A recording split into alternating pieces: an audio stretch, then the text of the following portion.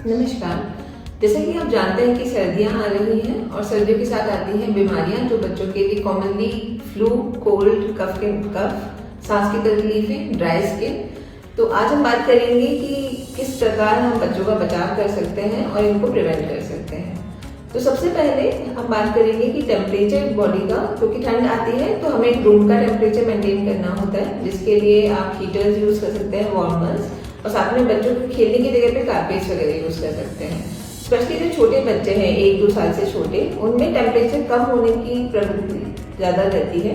तो उसके लिए हम बच्चों के कैप, मास्क, जो उनके ईयर्स होते हैं वो ढके होने चाहिए, और साथ में हाथों में ग्लव्स, मिटन्स और सॉक्स वगैरह बहुत जरूरी होते हैं। इनके अलावा कभी भी ऐसा नहीं करना है कि हमें बहुत ओवर कवर करके रखना है बच्चों को, जितने रिक्वायरमेंट है उतना। कभी भी लगता है कि स्वेटिंग हो रही है बॉडी में तो हमें एक लेयर कम करनी है।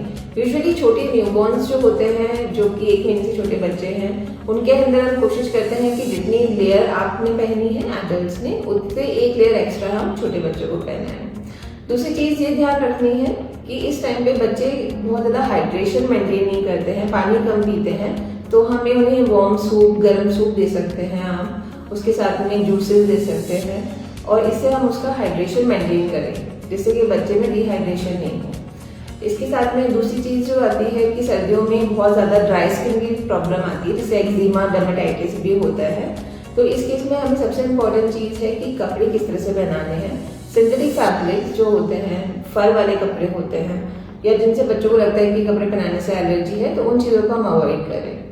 सॉफ्ट फैब्रिक्स, लूज कपड़े पहनाना जरूरी है, टाइट क्लोथिंग अवॉइड करेंगे।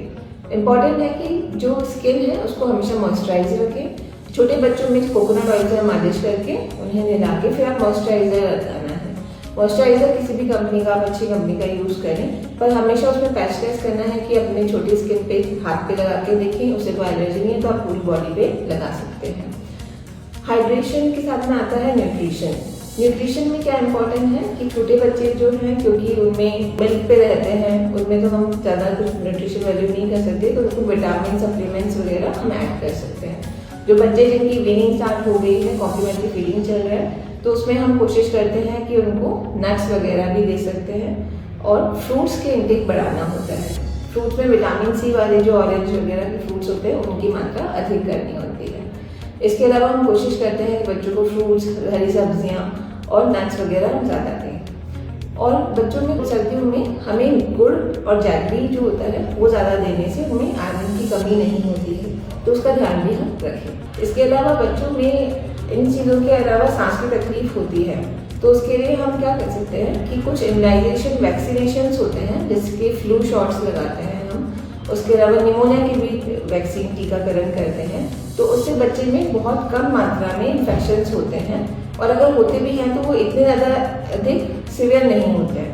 तो इसलिए ज़रूरी है कि बच्चे को अपने पीडियाट्रिशियन के पास लेके जाएं, और स्पेशली सर्दियाँ आने से पहले फ्लू शॉट ज़रूर से दिलाएं।